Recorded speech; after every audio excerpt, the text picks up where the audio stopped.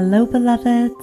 Welcome to the Amanda Collins podcast. It's my honor to help you awaken to joy, be your greatest self, and live a life you love. I'm Amanda Collins.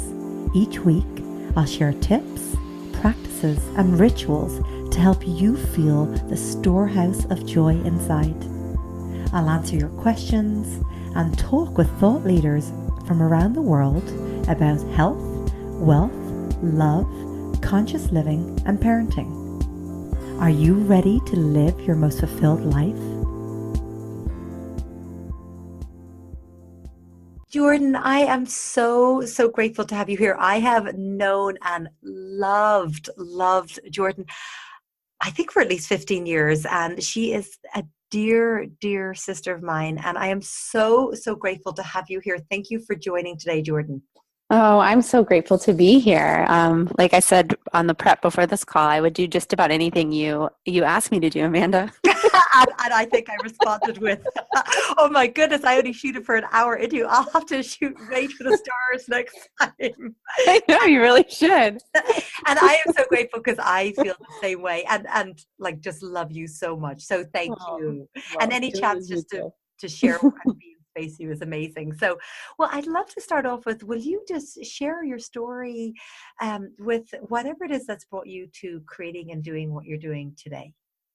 Of course, absolutely. So I feel like, my story is an interesting one in the sense that it started when I was a teenager. I mean, I was 19 years old, and I had, to talk about it in more of like an asset-based perspective, I had a spiritual awakening at 19, and it was kind of a early dark night of the soul type experience where the way I was living my life and the things that were happening in my life and some of the trauma I had experienced earlier came to a head.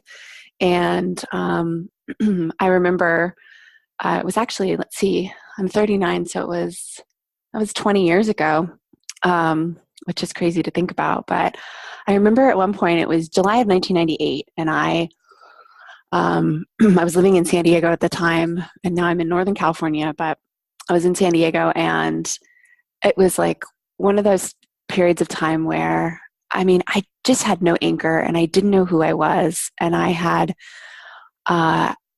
this life I had kind of pieced together, and everything fell apart. It was like I lost my boyfriend, I lost my job, everything fell apart, and I got into my car one morning, and I drove up Highway 5, and I ended up in San Francisco, and the person I was staying with there let me spend, I think, 2 nights, and then looked at me the next day and said, you can't stay here. You have to deal with your life.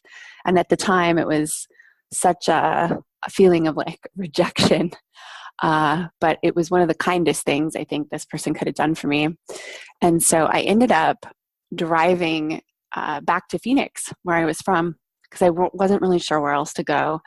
And I was in Death Valley in my little, I think I had like a Honda Accord or something, and how this car made it all this way is a miracle in all honesty. But I remember being in the desert, and I may have been altered spiritually because of all the things that were going on in my life, but the entire horizon in front of me was the moon. It was like the most gorgeous moonrise. And the entire horizon behind me was the sun. And I was caught like in between worlds, it seemed like. And I heard this voice inside of myself that I had never heard before. That was something like, I want to live. Like, I want to live. And I knew in that moment something clicked and something turned over in me. And when I got to Phoenix, I picked up the phone and I called this amazing woman. Her name is Shannon Thompson. And prior to this kind of breakdown in my life, I had been in a year-long training in herbalism and aromatherapy, and she happened to be in the class. And her background was working with women and girls. And I don't know why there was just something about her. And immediately I knew I needed to call her. And so I picked up the phone when I got to Phoenix, and I called her, and she answered, which she didn't typically answer this phone number. And she answered, and she could hear the tone of my voice. And she said, "Do you want to work with me?" And I said, "Yes, I will do whatever you tell me to do. My life has got to change." And so that was 19 years ago, this summer that happened. And, it turned out that getting connected with her connected me into being one of the kind of first women involved with this very cool, amazing grassroots organization called Shakti Rising. And it's based on the feminine, and it's based on community and women building community with other women, and the incredible resource and resilience and connection and strength that comes from being connected to other women. And I think to myself, as people, we're often wounded in community, not intentionally in most cases, but it makes perfect sense to me that we would heal in community. And I think women's community and having sisterhood, I believe in my life, it's the glue that holds my life together. Mm-hmm. And I couldn't imagine not having that kind of community. And so I feel like I've been blessed. I was a teenager when I really found women's community, and have certainly made creating that and sustaining that part of my life purpose. So beautiful. Yeah. And I'm like hanging on every word of you sharing your story, and also know and love Shannon and all that Shakti Rising does, and all that you and Shannon have done to create and grow it. And when you say, because there's just so many points on what you're talking about, but you're saying that we're wounded in community, do you mean that women are wounded from feeling safe in community with other women, or they're wounded like within the community and they heal in it? I'm just was getting clarity in that. Well, I want to say one thing about Shakti. I just one little piece, and then I'll jump to your question, but I just wanted to say, I was part of, I think, about 9 women who were kind of the founding participants in the program, and Shannon was really the founder.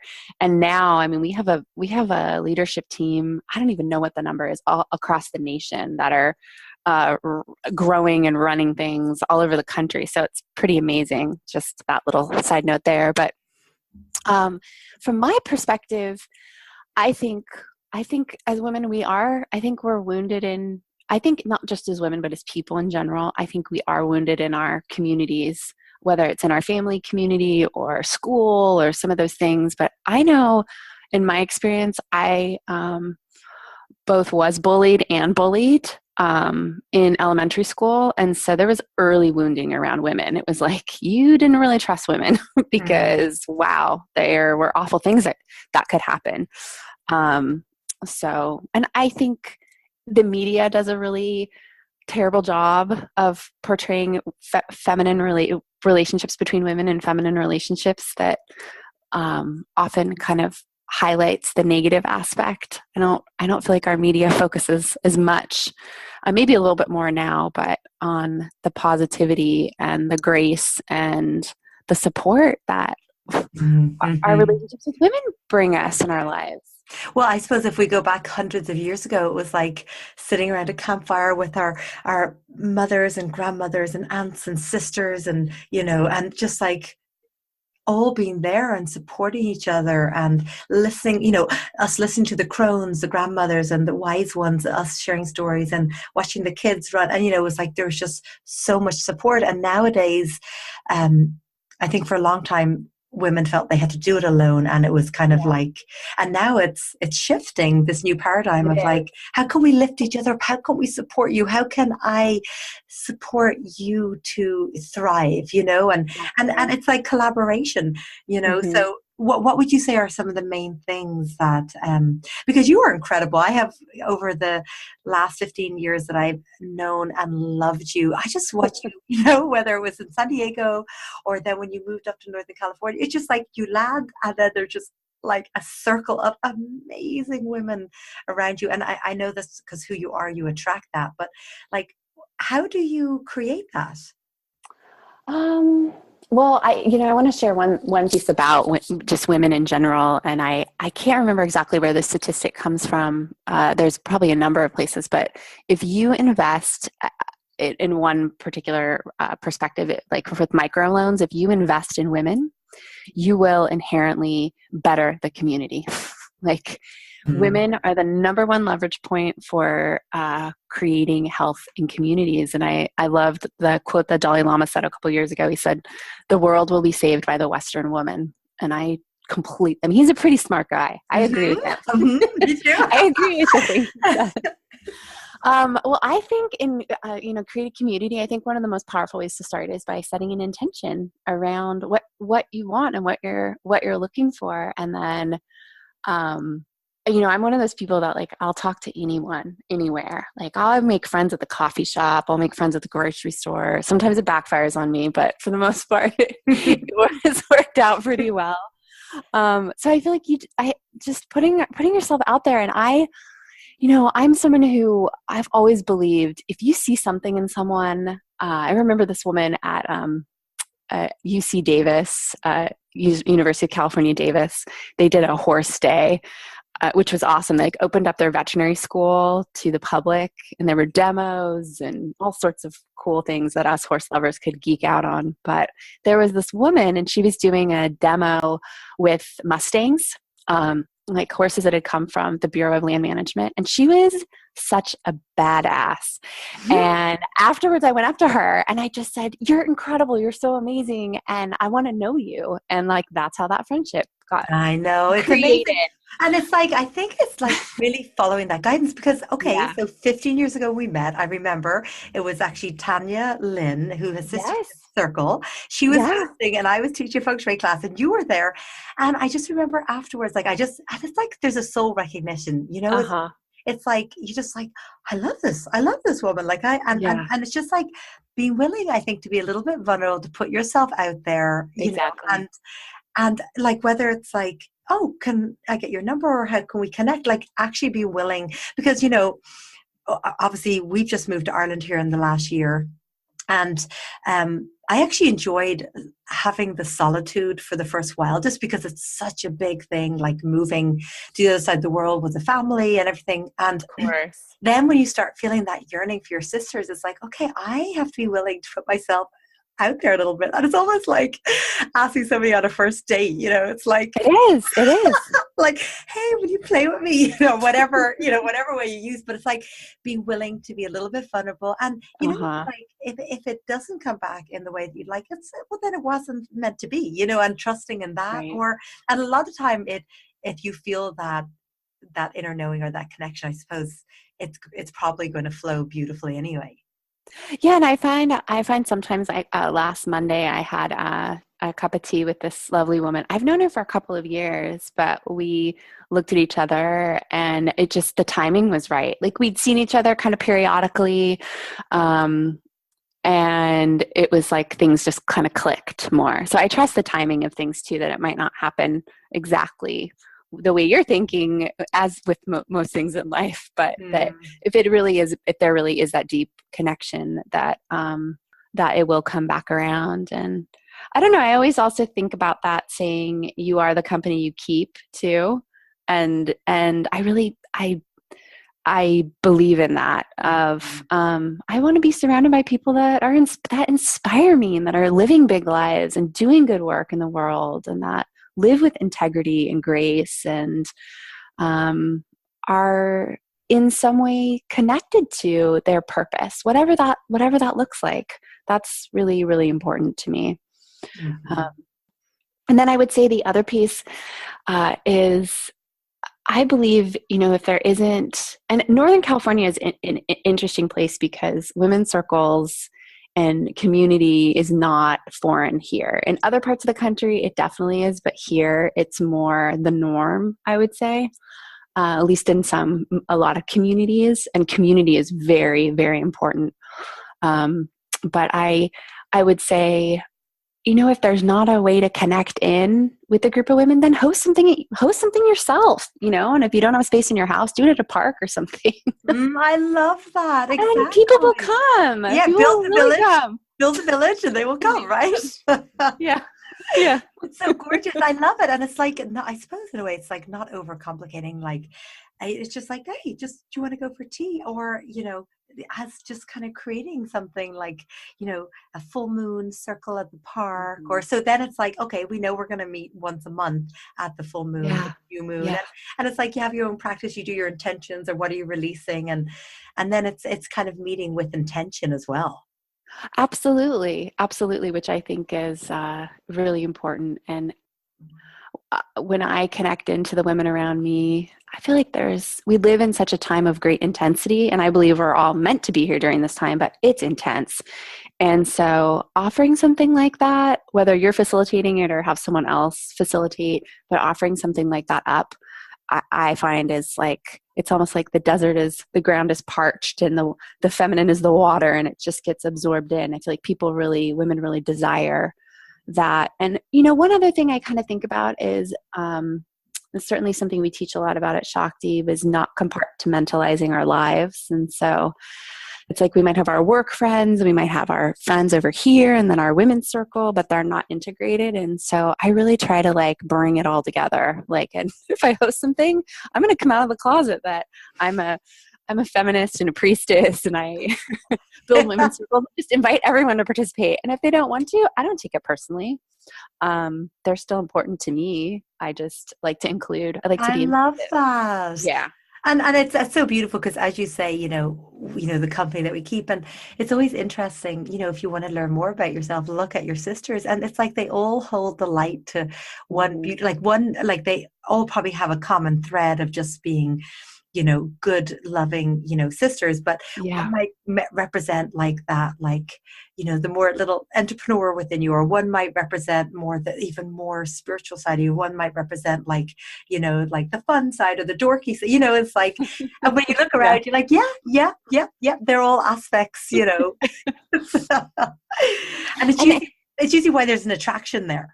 It's true. And the other thing I really always have believed in is having relationships with women of different ages. I mean, I have some really close friends and they're in their 50s. And I lived for a short time. I rented a room from a woman who is in her 70s. And I just feel like people have so much wisdom to share at all ages. I work at a therapeutic horseback riding program out in West Marin called Hallett Creek Ranch. And one of our volunteers, we've got a couple volunteers, but they have been volunteering there for almost 20 years, and they are in their 80s, and they are the most kick-ass horsewomen. I mean, these women, not only do they come out twice a week. They're like building fence, they're cleaning troughs. I mean, they are amazing. I'm like, that is an incredible, like, I want to be like you when I grow up.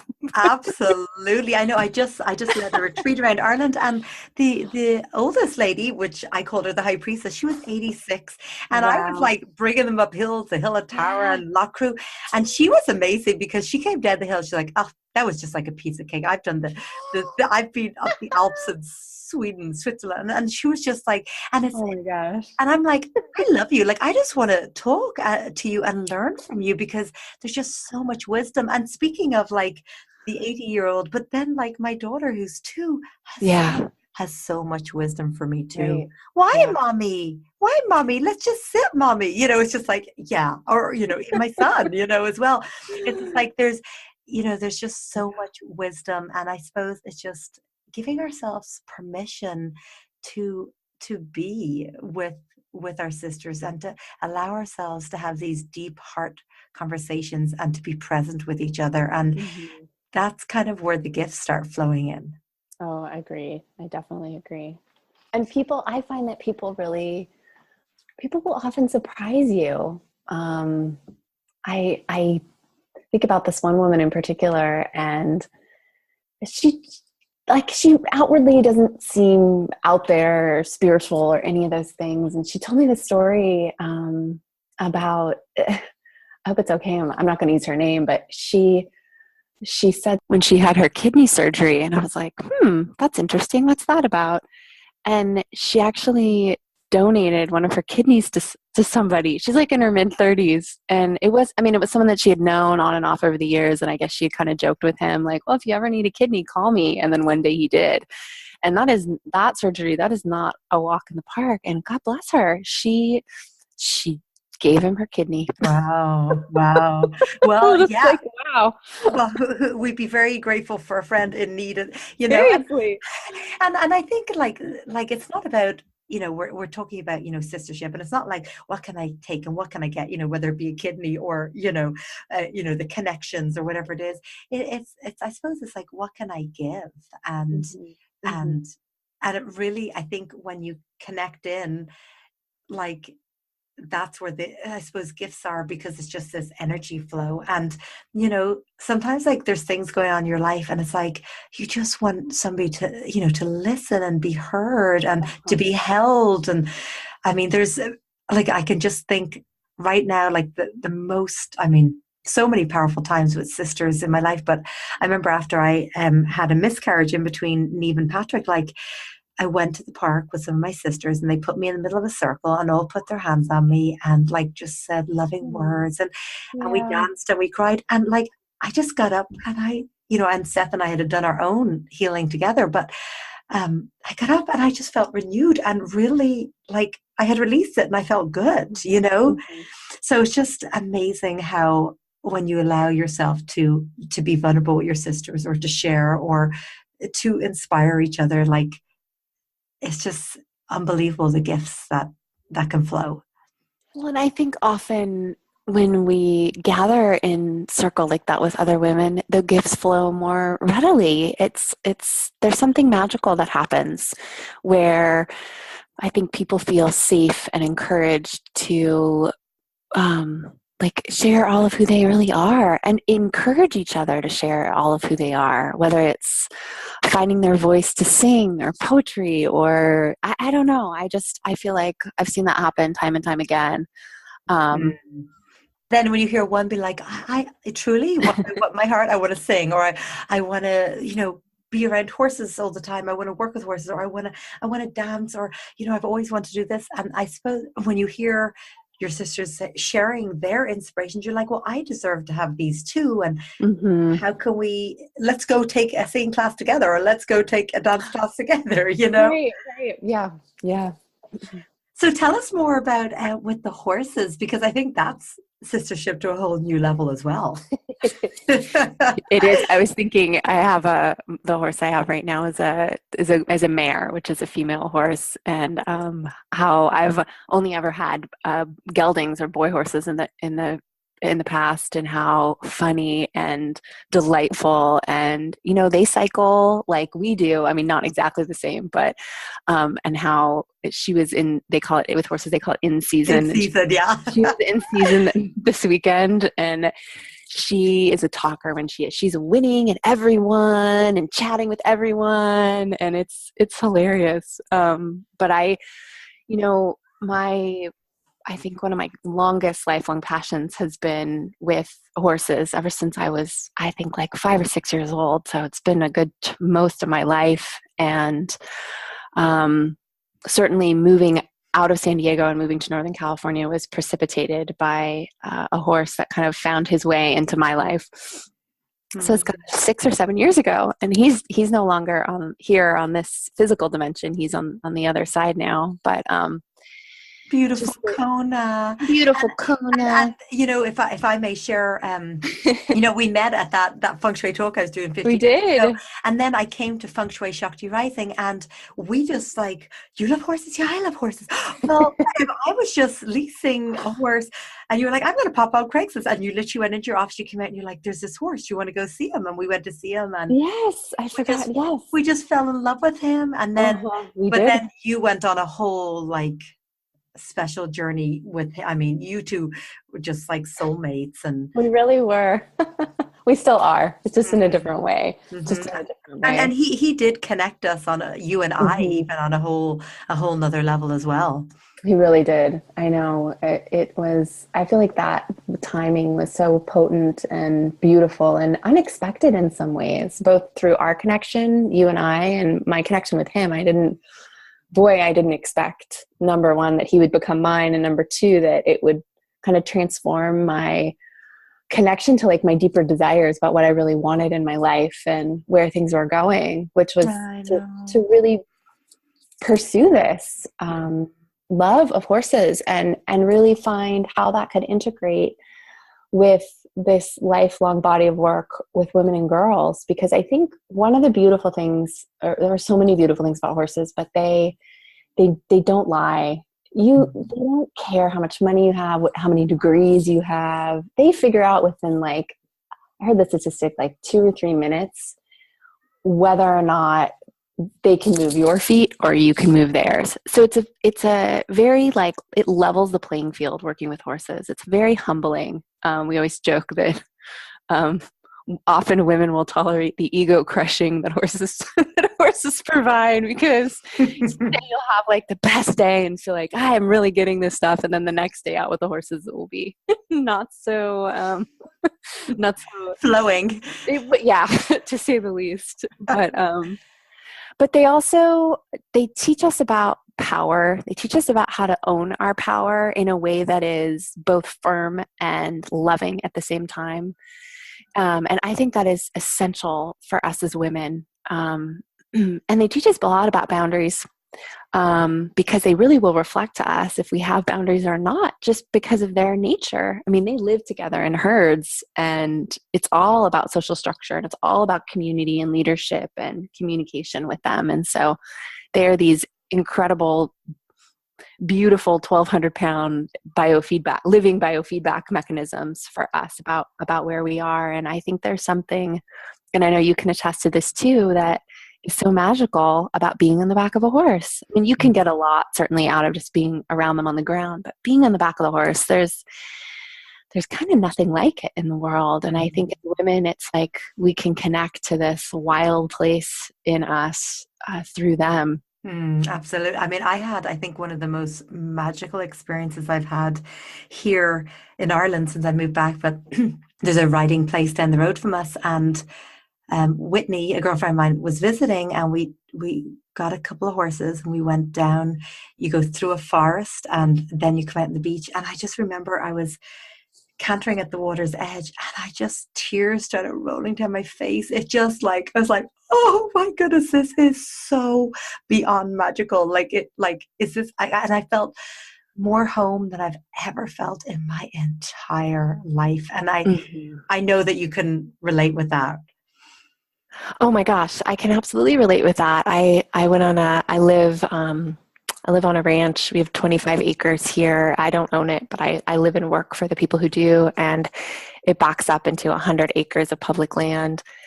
And the beauty is you can just hop on your horse and head out into the woods. And I try to get out on the trail at least once a week. It's good for the horse and it's good for me. And I realize, again, I always have realized this, but again, on Saturday, I had this lovely reminder of, I don't think about anything else when I'm on the back of the horse. It's like everything just falls away.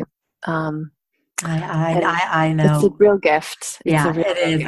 And I was saying just the other day to Seth, I was like, that's why I think I love meditation, everything so much, because from the age of, I don't know, like, I've been riding since I was like 4, but I had ponies growing up. I'd get up and we would just gallop up the hills, and literally I would be gone. I don't know. I'm surprised when I think about it. I'm like, wow, my mom used to let me go like 8 or 9 hours, and we would be in silence together. Yeah, maybe sometimes I'd be singing his ears off for hours, but like mainly just in silence. But there's this unspoken language between you and the horse. But and I think that silence and that stillness and that presence of being with horses for so many years has gifted me the whole rest of my life for this period that I haven't been around them as much. Right. Oh, that's a beautiful way to put it. And, I'd love to ask you, you were saying that you do this amazing work now with horses on these beautiful horses, but also you were saying with women and young girls.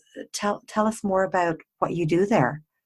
Yeah. So I guess I feel like I can't talk about this without talking about my mentor and teacher, who is I feel like I've been really blessed to have 2 amazing mentors. I mean, certainly other ones, but the 2 significant ones are Shannon Thompson, the founder Shakti Rising. And then later in life, I came across this gentleman. His name is Buck Brannaman. And he, they actually describe him as a bodhisattva in that his life story is phenomenal, and they made a Sundance documentary about him, but which we went to see together at we Hillcrest. we did go to see that. I know all these pivotal moments that we shared together, Amanda. But he teaches something called the California Vaquero style of horsemanship, and I can just say a couple words. I mean, I could talk for hours about it, but I won't do that. I would say that it's about putting your soul into your horsemanship.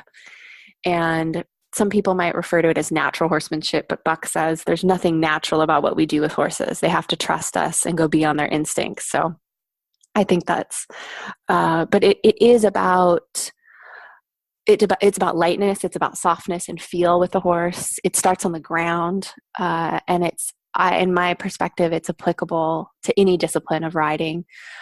But it also is about what it does to you as a person.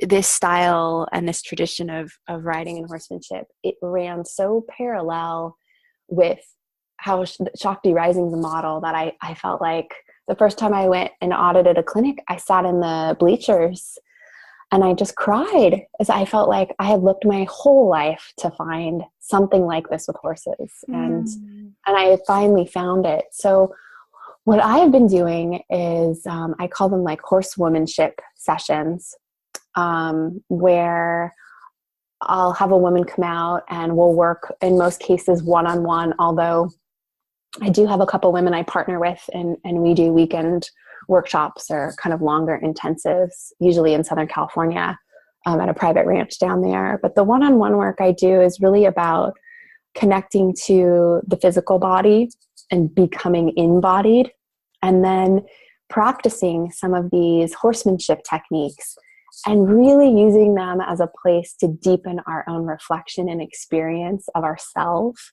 as women and as leaders, and also in the same process, offering the horses a good deal. In my experience, I haven't found any style of horsemanship that offers the horses as good of a deal as this style does. And it is all about the horse. It is not about the person. It's all about the horse. And as it should be, right?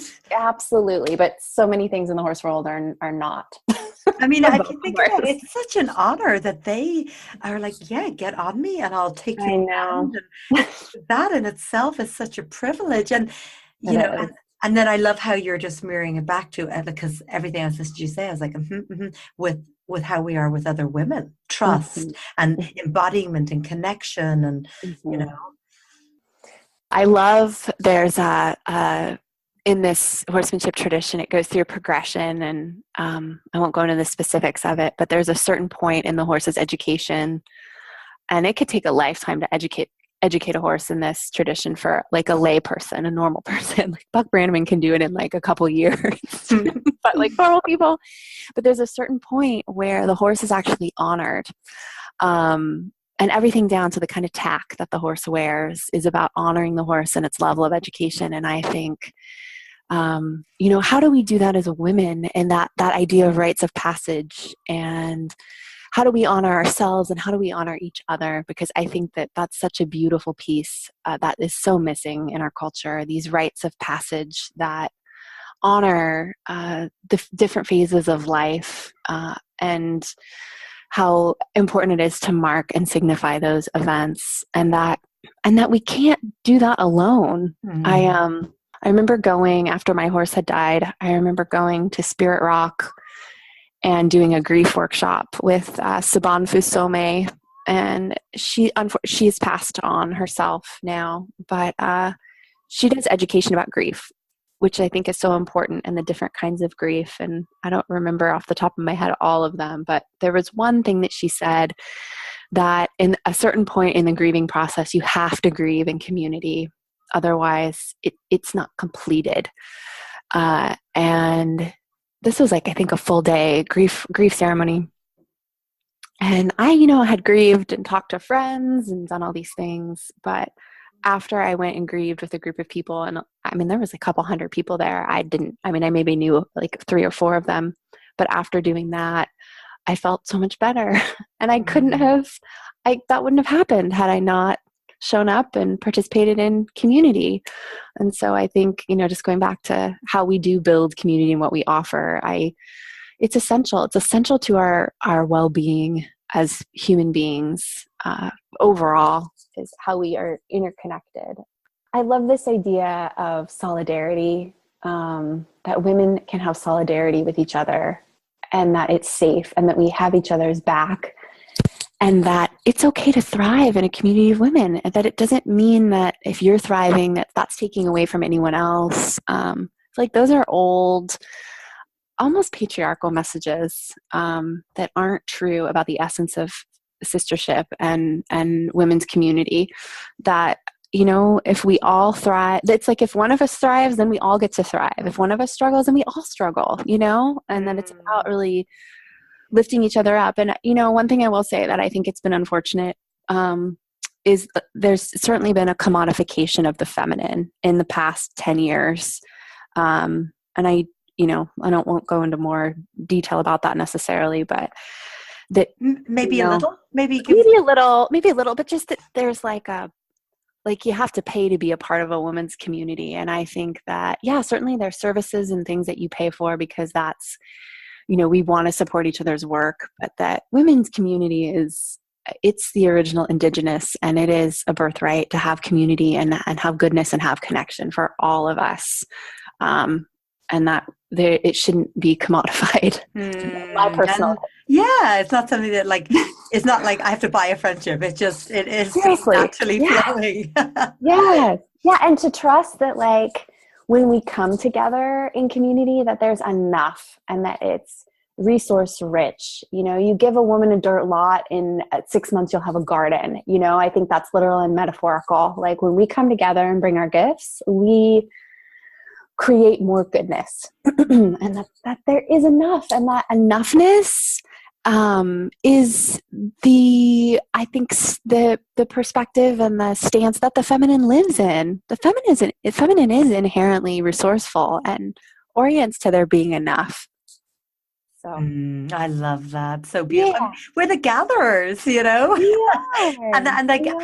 just, I've been having so much fun around here because there's so much to gather. And, just lately picking the blackberries off the bushes and all the black currants. And I'm like, it just fills you up to gather. And, you just connect with, for thousands and thousands of years, with our grandmothers, great, through the time, all just kind of gathering together, whether it's gathering our resources or our gifts or just gathering and being together. So I love that. Thank you for bringing that up. And what I just love to ask you is, with all the beautiful work that you do with the horses and with women and children and just who you are, I'd love for you to share with us, what are some tools that you use just to keep balance in your life and your vibration high and just feeling good? And I'm sure one of those things is being around the horses and nature just does it, right? So definitely. That. But tell us any, whether it's diet or, whatever you want to share. Well, I would certainly say, I think one thing I was thinking about when you were just sharing about all the gathering and the harvesting, and I love your Instagram posts with all the gorgeous herbs and berries and things as of recent. But the earth, she's our original sister, and we must tend to her. She's our mother and our sister, and I would absolutely say being connected to the earth is one way that I sustain myself, certainly being with the horses, and spiritual practice, a regular meditation practice. I love baths. I won't live anywhere that doesn't have a bathtub anymore because I love getting in the bathtub. There's something about that really, really resets my system. Well, I think it's cleansing. And I suppose the water is that feminine energy. And it's so healing and cleansing. I'm the same way. It's just I've got to have a couple of baths a week. And hey, I live somewhere that rains all the time. I know. We don't here, so I take vows as sparingly as I can. So, and then I would say the other piece that this is certainly something that comes out of Shakti Rising, but is salt. Working with salt. Salt is clearing and it also amplifies. So taking a little bit of salt, putting a bowl with salt and water out as kind of that's a pranic healing technique that can kind of pull things out of the energetic field of your house that maybe isn't as good. Salt's protective. I love the idea of working with salt, and on my I have several different altars, but on my seasonal altar I have some pink salt from this salt's from Kauai, and it's brought to the Shakti Rising community by one of our sisters named Lorilani. And in Hawaiian culture, you have to be hanai'd in, which is almost like adopted in to a salt family. And it's the women primarily that harvest the salt. And this salt is pink. And it cannot be bought or sold. It can only be given. And she came to visit me last spring and brought me a bunch of salt. So I've been giving it to people. But I find that working with salt is an important, as simple as that sounds, it's a certainly important part to keeping my field and my energy clean and clear so that I can show up for the work. Because I think that's ultimately what self-care is about, is filling ourselves up so that we can be the change makers in the community and show up for the work that we're being asked to do, especially now in our world. So beautiful. Thank you for sharing. You are just so wise and so loving. And I just love hearing you, like, just how lit up when you talk about your sisters and horses and the earth. And it's just so beautiful to see you just living your purpose in every meaning of the word. Oh, thank you. And I just jumped at the chance to get to connect with you. And I feel like I feel like it's a beautiful, like, reflection point to get to have this conversation with you now in my life, with the way things have kind of unfolded recently. And that you've kind of been part of all of this, that we've been part of this for each other, which I think speaks volumes to sisterhood. I mean, you're one of my dearest sisters. Oh my goodness. And I feel the same way about you. Just hearing your voice, it just fills me up. So I love you so much. And is there any last words of wisdom you'd like to leave us with today? I think to be loving and gentle with yourself, maybe more than you've given yourself permission to do in the past, and to do the same for other people. I really get that we don't always know what's happening in other people's lives or other women's lives, and to give people an A, and to give ourselves an A, and to just to kind of live that way is a more grace-filled way of being. That's what was coming through at the end. So. That is so beautiful. Thank you. You're welcome. Thank you. Love you too. Bye.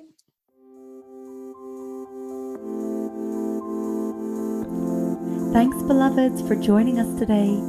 Please come over to theamandacollins.com to continue the conversation and get access to all my podcasts, blogs, and videos. Did you enjoy this podcast? If so, please subscribe to the Amanda Collins podcast on iTunes and leave us a 5-star review. Feel free to pass this podcast on to your friends. That helps us get incredible guests to share their secrets for an inspired and joyful life. If you want more great resources, come over to amandacollins.com and join my mailing list for all my latest content. Thanks so much for listening. Until next time, I'm sending